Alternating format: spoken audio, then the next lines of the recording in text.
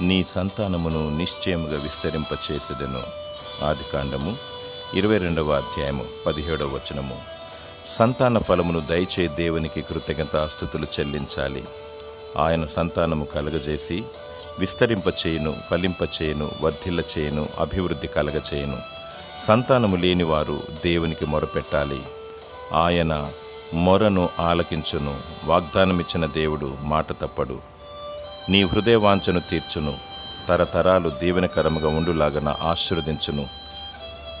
మనుషుల దయలో దేవుని దయలు వర్ధిల్ల చేయును.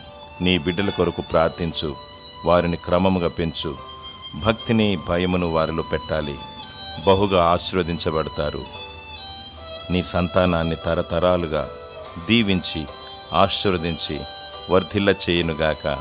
ఆమేన్.